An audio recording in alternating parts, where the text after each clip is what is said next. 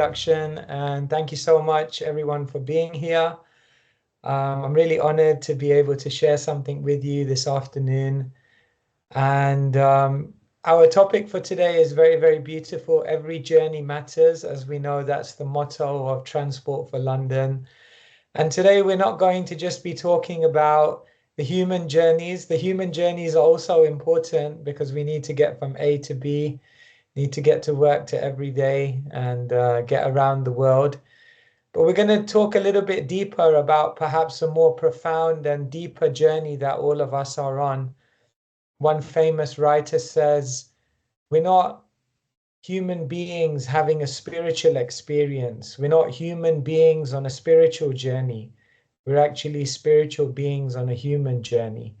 And so there is something profound that each one of us are meant to discover on this journey of life. And Coach has asked me today to share with you some of my own journey into monastic life. I don't consider my journey to be any more amazing than any of your journeys. I'm sure you all could equally be on this call sharing your experiences, but perhaps I'll try to share with you some of the main lessons that I've learned from my journey, and perhaps that will ignite something within you. I'll speak for about half an hour, 40 minutes, and then open it up and see what questions you may have. But before we do that, I'm just going to ask you all a question, and feel free to write your answer on the chat. I just want to share with you, or ask you to share with all of us on the chat, the name of someone who you consider a hero or a heroine, someone you look up to, someone who's a role model, someone whose life journey really moves you and who you've really learned something from that you'd like to imbibe in your own journey. So could I ask all of you just to see, make sure you all are there and you're alive and well. It would be great to hear from you. Thank you, Hardik, says Lord Krishna. Wonderful. It may be a spiritual person, it may be a political figure, it may be a sports person, it could be someone, it could be a family member, it could be a friend. It would be great to hear from all of you some of the heroes or heroic people that you feel have influenced your life. So Hardik says, Lord Krishna, divinity. Coach says, a spiritual teacher, Srila Prabhupada. He was the one who, of course, founded the Hare Krishna movement in the West. Bhagwan Mahavir Rahul says, who obviously within the Jain tradition, Janish gives a shout out to his father. Of course, our parents have done so many heroic things. Andy Lord, Coach says the TFL Commissioner, Sadhguru. Yes, Nathan, thanks. Guru Nanak, Bharat says his uncle. Carl, Jesus Christ, wonderful. Yeah, so Jalaram, Baba. Yeah, so many spiritual figures. Mother Teresa, someone who did so much amazing work in the world. Yeah. I'm going to shift over to a PowerPoint, and I want you to remember some of these names, because what I want to share with you before I say anything about my own journey is a model in the world known as the hero's journey. Many of you may have heard of this before, that anyone who does something heroic in their life, and heroic just doesn't just mean the people who hit the headlines. Sometimes there are unsung heroes, unknown heroes, heroes that the world may not find out about.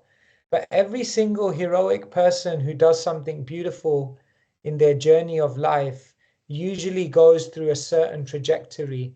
And the reason we share this with people is to share with each of you that each of you can go on your own hero's journey, and each of you can do something heroic in your life, but in the lives of all heroes. And remember the ones that you've put: Jesus, Sadhguru, Mahavir, Srila Prabhupada, anyone amazing that you've come out with, you'll see that they usually go through a similar journey.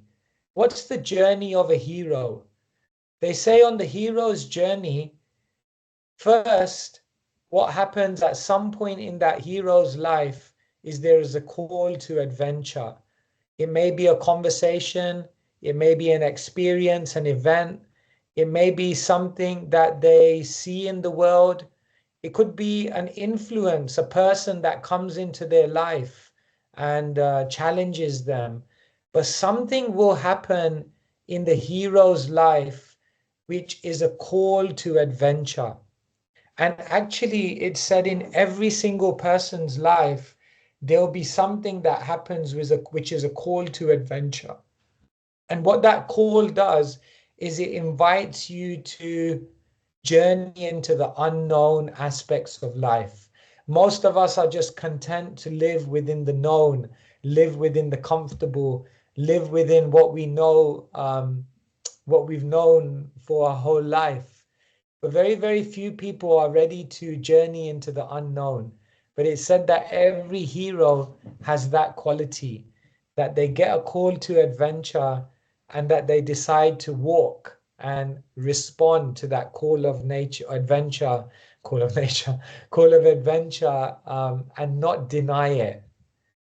But then what happens when you take that road into the unknown is that that road is filled with different trials. There will be doubts.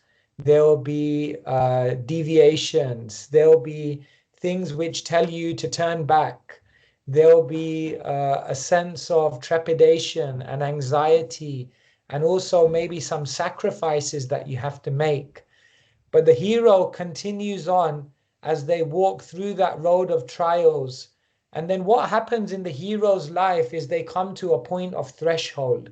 And this is the point of life in which they have to step into the unknown.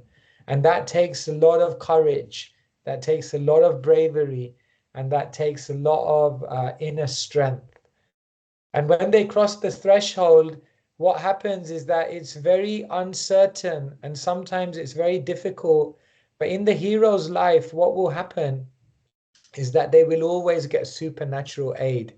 In other words, divinity or nature, however you want to call it, will send people, will send different facilities which will help you, aid you on your journey. You're never on that journey alone. Someone will always come to help. And then in the hero's journey, there'll be temptations, challenges, doubts, as I mentioned. And then there'll be a point in the hero's journey where you just know that now I can't turn back. I've already gone down this route. It's gone already too far.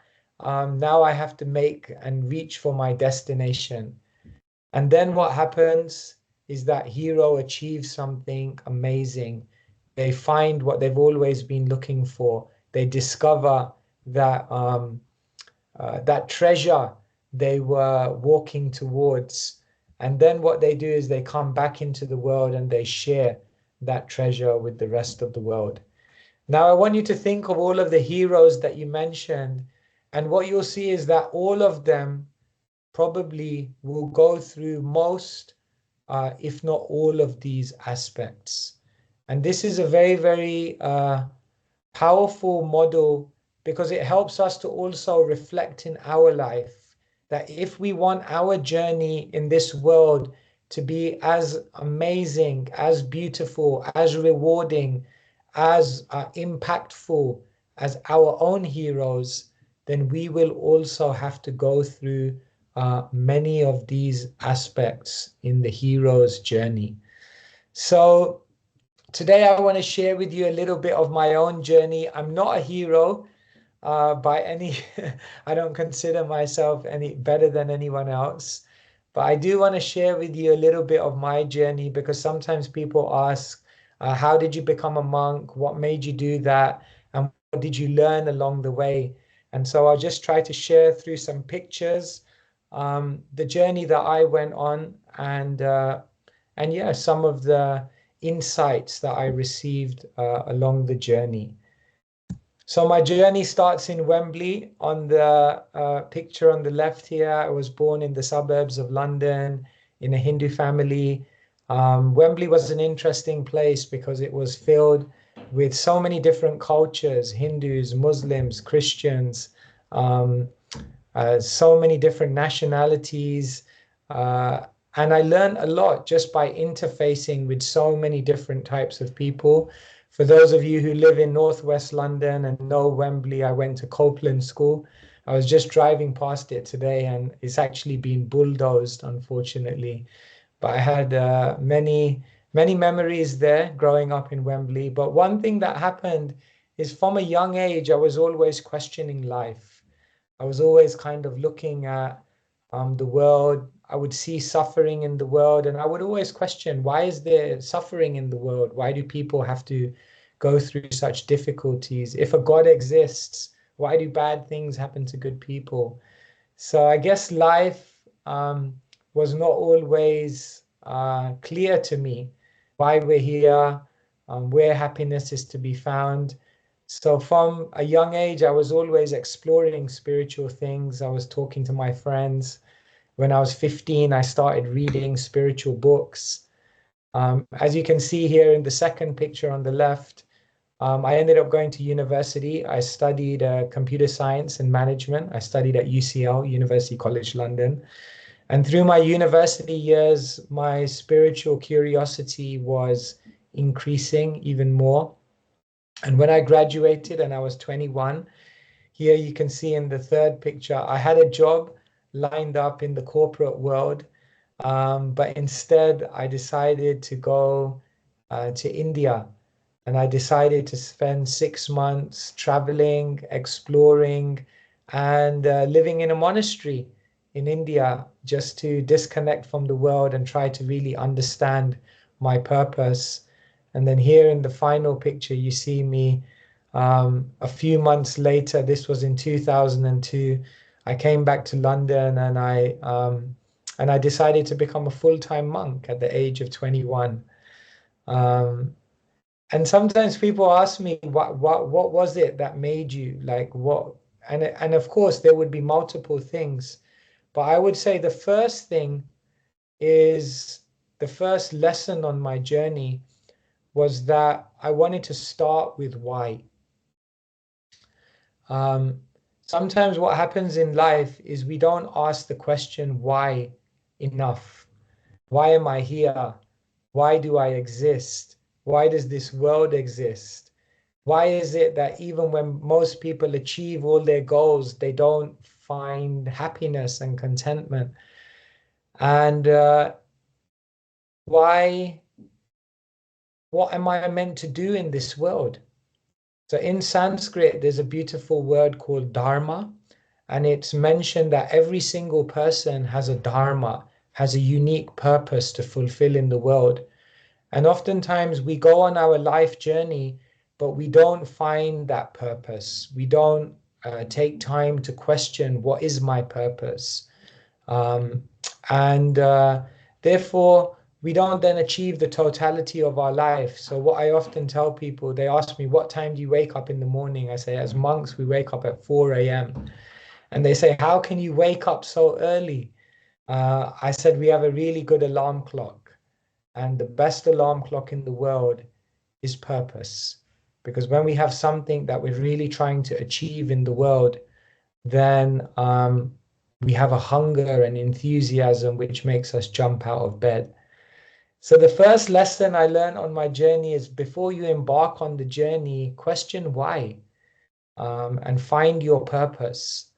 And what the ancient scriptures from the East explain is that each one of us have a purpose in this world. We have a certain occupation, a certain contribution, a certain unique talent and ability and personality, which we need to use to make the world a more beautiful place. So we each have a purpose in this world. But what the scriptures also explain is we each have a purpose beyond this world. In other words, we're all spiritual beings, the ancient teachers tell us. And as spiritual beings, we're actually meant to be journeying towards another world, an eternal world, a metaphysical world. And this life is an opportunity to journey towards that uh, deeper spiritual reality. So the first thing I want to share with you on my journey, the first lesson I learned is always start with why. And when I went to India and disconnected as a monk, I was really trying to find my why. Um, so I became a monk. And one of the most amazing things that I had the opportunity to do as a monk is study books and study ancient wisdom. So when I was 15, as I mentioned to you, I started reading different spiritual books, and I started reading books like the Bible, the Quran, and I found them all profound and all actually very, very similar in many, many ways, because in my maturity now, hopefully, I can kind of sense that there's a unity and diversity between all the religious and spiritual traditions of the world. And books became fascinating for me. And one of the books which fascinated me the most is the Bhagavad Gita, which is an ancient Sanskrit literature spoken between Krishna and a warrior on a battlefield named Arjuna. And this book has inspired me and helped me to understand so many things about life. And so when I became a monk, a lot of my time was spent immersed in studying spiritual wisdom. And what one of the monks told me when I entered the monastery, he said, small minds discuss people, average minds discuss events, but great minds discuss wisdom. And he was explaining that if we take the time to explore ancient wisdom, whatever religion that may be, whatever spiritual tradition that may be, then what we'll find is that in exploring that ancient wisdom, we actually get many of the answers to the questions that each one of us will inevitably ask in our life. And so I would say the second lesson that I learned on the journey is that before looking forward and planning your life, it will pay to look backward. Look back to look forward. And here Ivan Pavlov says, if you want a new idea, read an old book. And so the second thing I really, really want to share with all of you this afternoon is that there's an incredible treasure house of wisdom from the teachers of the past, from the traditions of previous generations, from the ancient wisdom literature that all the theologies of the world have left us. And these books, this wisdom, can actually help us to become more empowered on our journey forward. And so one of the main things um, that we continue to do every single day, even now as monks, is we spend some time every day reading from ancient books of wisdom, because we find them to be so powerful, so relevant, so practical, and so effective in actually helping us to live more meaningful lives. So that's the second lesson I'd like to share with you. So on my journey as a monk, I joined as a 21-year-old monk. I spent the formative years of my life as a monk reading and absorbing spiritual wisdom. And then what happened in my life is I started doing something which I thought I would never do. I grew up as a very shy person. I grew up as a very introverted teenager. And when I became a monk, they told me that part of what monks do is they share wisdom with other people. And for me, that was really coming out of the comfort zone, because for me to do public speaking and share knowledge with people, that was just, to some extent, just really against my personality. But as I began doing it and sharing whatever I had learned, here on the top right, you see I used to teach at Haberdasher's School. Here on the top left is Ernst and Young. On the bottom left are media interviews that I've done. Bottom middle is corporate events that we regularly do. And the bottom right is teaching to our communities and congregations. Public speaking became one of the things that I grew to love. And I do this every single day now. Not a day goes by where I'm not having the opportunity to share knowledge with others. But the lesson I learned is that we have to become comfortable with the uncomfortable. I never thought I'd be able to do that. I never thought that would be something that I could contribute to the world. But when I became okay with going into the uncomfortable zone, when I became okay with going into the unknown, when I became okay with coming out of the normal stuff that I've been doing to explore something beyond, although it was difficult, it actually gave me the most growth. And so I would encourage all of you on your journey, as I'm sure all of you have often done, take a risk. Don't be afraid to try something different. They say the most dangerous phrase in the English language is, we've always done it this way. So don't get locked into just staying in your comfort zone. We say those who are convenience focused are experience starved. So Christopher Columbus, he says you can never cross the ocean until you have the courage to lose sight of the shore. And so it's another learning that came on my journey, that learned to become comfortable with the uncomfortable, because often those uncomfortable situations are the ones that give you the most growth. So sharing wisdom became part of my life.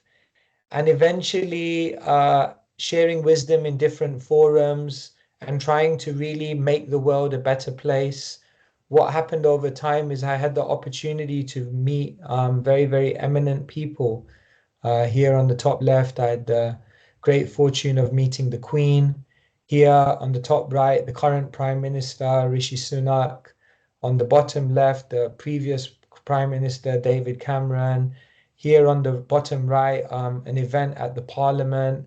And it was amazing speaking to the leaders and eminent people about spiritual wisdom, because we would have often fascinating conversations where they would be very enthusiastic to know what solutions can ancient wisdom give to make the world a better place today. And as I continue to go around the world trying to meet with leaders and influential people, sharing wisdom is so exciting and so rewarding, because I find that most intelligent people and influential people are recognizing the need more than ever for there to be more spirituality in the world. And so another learning on my journey is that we need wisdom that breathes. And what Albert Einstein once said very profoundly is, we can't solve the problems of the world by using the same type of thinking that created them in the first place. So we can't solve problems by using the same kind of thinking we used when we created them. So sharing wisdom with the world, universal spiritual insights, is such a beautiful way of actually solving many of the problems we see in the world. There's racism, there's environmental problems, there's economic disparity, there's crime, there's depression, there's physical health problems that people go through. And what we'll find is that when we take ancient spiritual knowledge and apply that to the world, then what can happen is it can really create beautiful solutions. So the world, which is suffocating from materialism, really needs wisdom that breathes to give that spiritual injection into the world. Along my journey, one thing that's been very profound for me is the help of other teachers. One thing that I've realized in my life is that nobody is self-made. Each of us require very, very kind-hearted individuals in our life who can bring out our potential that we don't know is there. And therefore, having a teacher, having a coach, having a mentor, having a guide, having people in your life who can give you feedback, and people who can really help you to see the potential in yourself that you can't maybe detect. Those kind of people in your life are the greatest blessing, because what those people can do is awaken a potential that you're not aware of. And so I would say another great lesson that I've learned in my life is that help gives hope.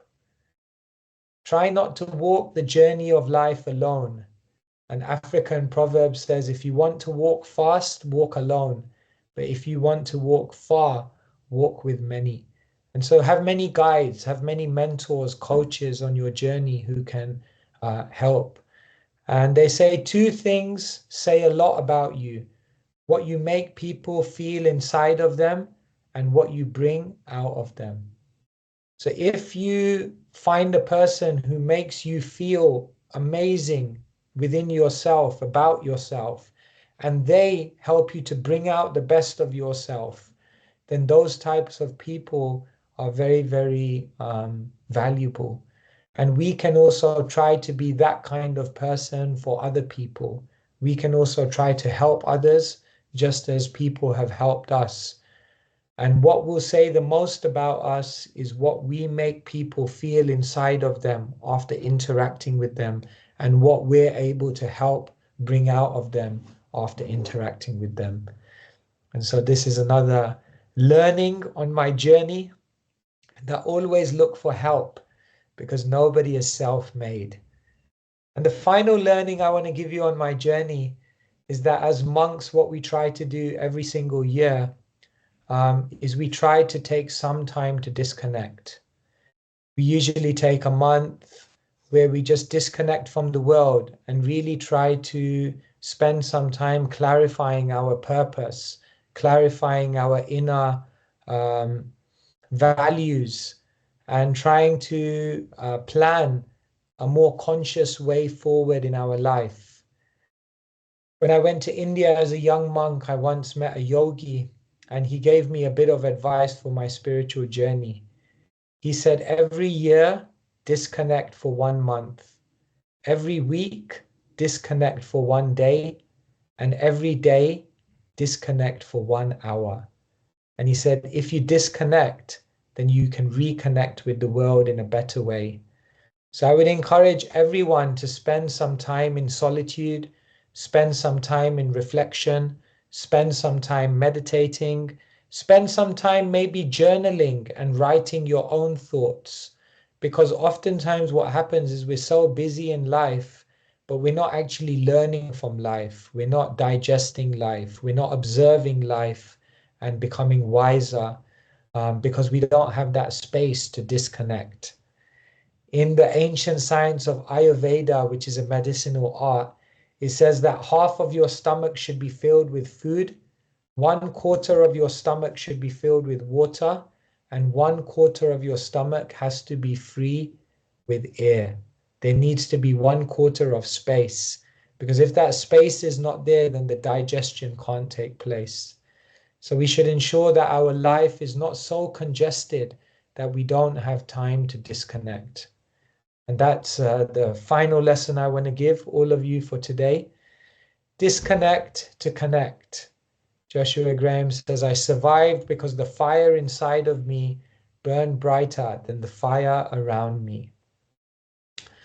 Life is chaotic. Life will be full of so many challenges. Life will be full of unexpected occurrences and uncertainties that we can't eradicate. But what we can do is we can disconnect for some time and empower and elevate our own inner world. And when we've elevated and empowered our own inner world, then when we go to the outer world, we'll be much more equipped to deal with all of those fires and those chaos and those challenges that are there. So in conclusion of my journey, I tried to share with you a few of those points. And these were some of the lessons that I thought to bring out for all of you today. Number 1, start with why. Number 2, be comfortable with the uncomfortable. Number 3, look back to look forward. Number 4, we need wisdom that breathes in the world. Number 5, help gives hope. And number 6, disconnect to connect. And I hope maybe some of these, what we call in Sanskrit, these are called sutras, which are short sentences which can have profound meaning for you. So I hope some of these have some meaning for you and can help you in your own journey of life. Because remember, every hero has to go through those different elements to achieve something amazing. And remember, everyone can be a hero. Everyone has that potential, but it just means we have to live and navigate our journey in a much more conscious, in a much more purposeful, and in a much more defined way. And each of us have that potential. So thank you so much. I'm really, really appreciative to have this opportunity to be with all of you. I recognize it's the middle of the day and you're all very, very busy, but you took the time out to give me this opportunity to share. So I'm deeply grateful and look forward to connecting with all of you again. So I'll stop my presentation here and I'll hand back over to Kosh to kind of see whether we have time for a bit of chat. Perhaps some of you have some questions, maybe you have some comments, or maybe you have something else that you'd like to share with us this afternoon. So, Kosh, over to you. Yeah, thank you so much, Keshava Swami. That's a beautiful insight into your journey, how you progressed on. And I do recall 25 years ago, we used to play badminton at our leisure centre. And little did I know that you would sort of progress in your spiritual journey. And I really appreciate you giving the time and the opportunity. There are some questions I wanted to ask as well. But first of all, I wanted to sort of open up. Hardik and Hitesh, is there any comments or any questions that anybody wants to raise?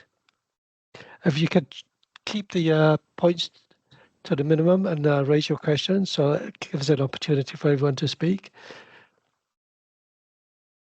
And in particular, anybody from a different faith as well. We're very interested in perhaps telling your spiritual journey as well and how you progress from who you have been as a child to who you are. Hardik, yes, go ahead.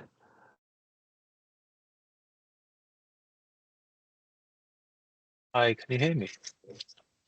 Yes, we can hear you, Hardik. Yeah, brilliant. Thank you. Thank you, Swamiji, for the talk. That's really inspiring. I just wanted to say that your journey demonstrates that we are all more closer to God than we might think.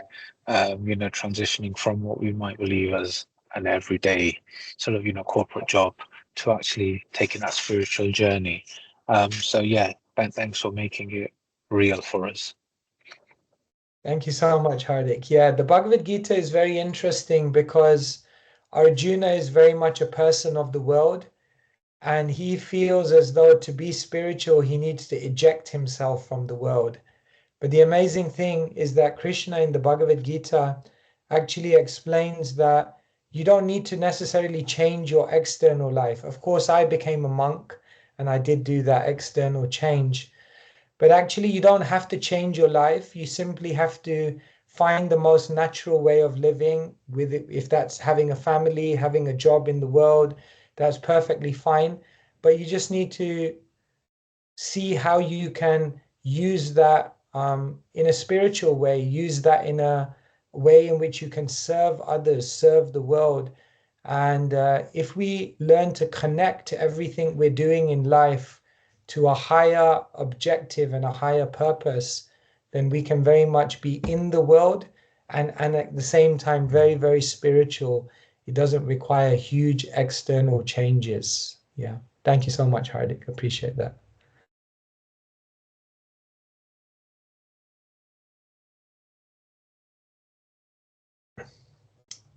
I think there's a question on the chat there. Shall I take that one? That's Yes, from. this is from Salman Khan, the Bollywood Yeah. actor, who's joined us. Thank you so much for your nice question. Why do good people suffer? Yeah, this is a question that has been asked for generations. In fact, there's a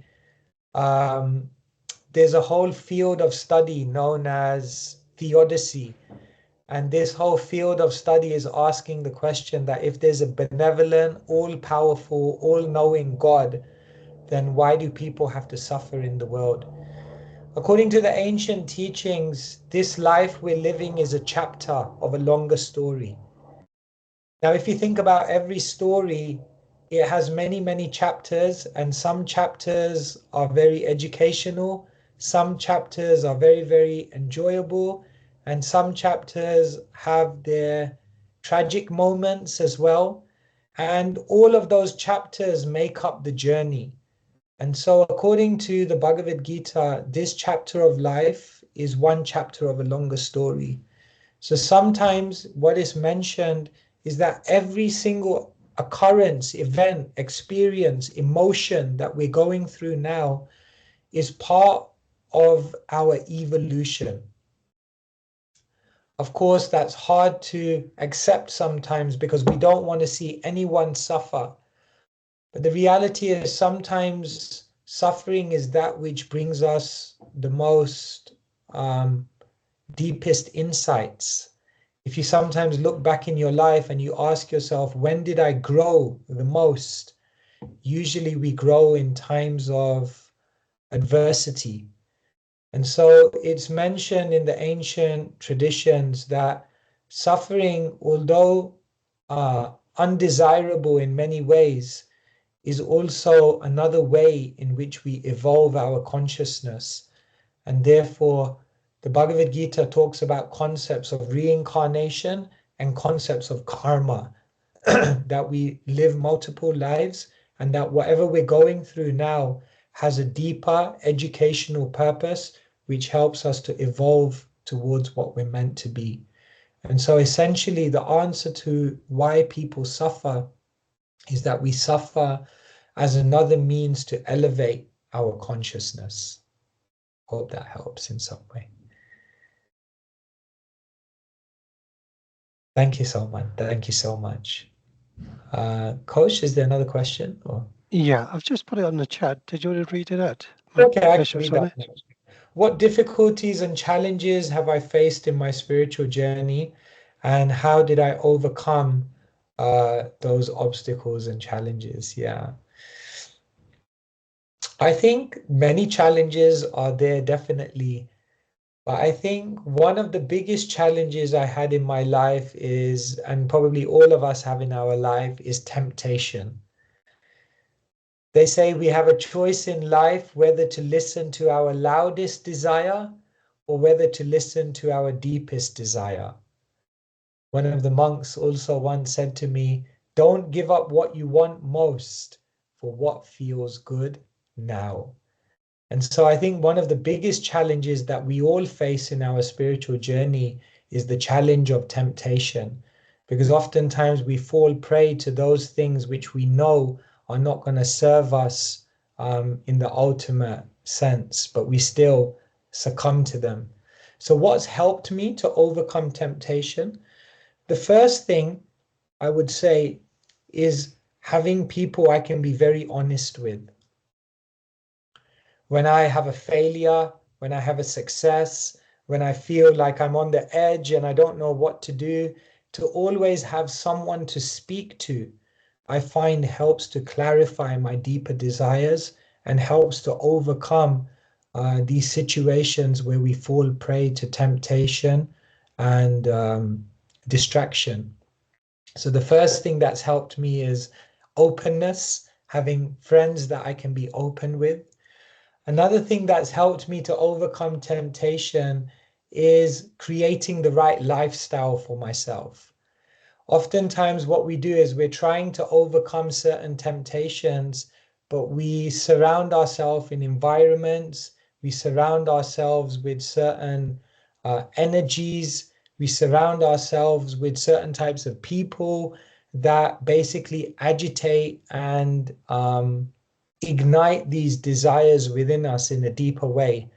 And so I found that by creating the right lifestyle, these thoughts and disturbances of temptation actually come lower and lower. And the third thing that's helped me to overcome temptation is by experiencing something better. So oftentimes there are many material things that kind of distract and deviate us, and we try to just keep a distance from them. And that may work for some time, but the real way to overcome that temptation is when we experience something much better. And so I found that through my spiritual practices, I've been able to actually experience something so much better that the material types of temptation become more and more insignificant. So, yeah, so, something to share with you about that. Thank you, Hope that Keshava Swami. yes. There's one more question on the chat if you want to read, Okay, Maharaj. that's Rakesh. Yeah, okay. Let me read out Rakesh's question. Rakesh says, Bhagavad Smaran to all. I'm an introverted person who supports with local charitable causes in my spare time. I want to be able to improve on my vocal skills in front of audiences. Where can I speak without having that presentation fear and freezing? What can I do to improve on this? Thank you so much, Rakesh. That's such a genuine and thoughtful question. Rakesh, as I said, you have to become comfortable with the uncomfortable. They say you overcome your fears by facing your fears. I was also an introverted person. Public speaking was definitely not what I had as my number one. So I was just mentioning that, Rakesh, I feel like you just have to become comfortable with the uncomfortable, as I was mentioning. You overcome your fears by facing your fears. And what I found in my time is that I was also a very introverted, very shy person. Public speaking was not what I imagined I would do in my life. But one person once said to me something that really changed the way I look at it. He said, when you go onto a stage to address a group of people, there's a certain energy which comes up in your heart. Now, he said, when you go onto stage and that energy comes up, if you're meditating on what will go wrong, then you'll turn up on the stage and you'll be extremely nervous. But he said, when you walk up onto stage with that energy and you start focusing on what you could go right, how you could make an amazing contribution, how you can actually do something beautiful for someone else, then he said, when you stand up on stage, you'll be excited. And what he said to me is that excitement and nervousness is actually coming from the same energy, but it's just what we're meditating on. So what I try to do now when I do public speaking is it's always nerve-wracking. There's always some butterflies in the stomach. But I meditate on how through this opportunity to address others, I can actually make a positive contribution to someone's life. And then what happens is instead of being nervous, you become excited. But ultimately, Rakesh, I think you become more confident by just being confident. The more you address an audience, the more you become comfortable with sharing your ideas. I think also the more that you're convinced about what you're sharing with others gives you that confidence to also speak. Oftentimes, we're not confident to speak because we're not confident about what we're speaking about. But when we have faith, when we know that I have something which has really transformed my own life, then I'll be much more equipped to actually confidently share that with others. And so, yeah, these are some thoughts, Rakesh. I hope that helps in some way. Thank you so much. Coach, I know we're at 12:50. Should we continue going on? Because I see more questions on the chat. Keshava Swami, we'll be so happy to have you for the whole afternoon. It Yeah. also depends on your time. If you can spare an extra few minutes, we'll be so grateful. Yeah. There was a question by Vatsal and followed by Vatsal, let's go with Aruna. Vatsal's question. So Vatsal asks, can you share a few ideas to disconnect where one can stop thinking about professional work and personal things? Thank you so much, Vatsal. That's such a beautiful question. Well, the first thing I want to share with you, Vatsal, is deeply consider joining the 5 a.m. club. What we do as monks is that every single day we try to rise before the sun. The sun is said to be the source of all energy in the universe. And when we rise with the sun, then what happens is we draw on that energy.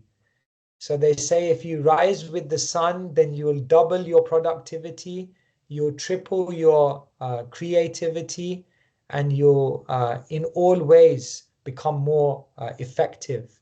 But one beautiful thing about the early morning is the quietness, the solitude.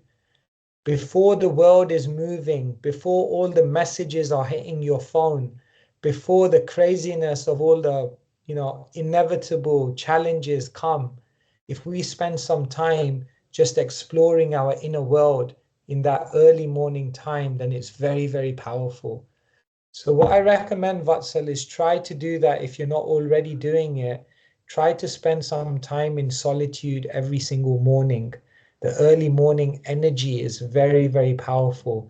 And what do you do in that energy? What I tell people is do 4 things: move, meditate, read, and reflect. Move means you can do some yoga, you can do some breathing exercise, just get your physical system moving, get the energy flowing. Second thing is meditate. You can do breath control, you can visualize something. We do a type of meditation called mantra. 3, read. Try to read books of wisdom.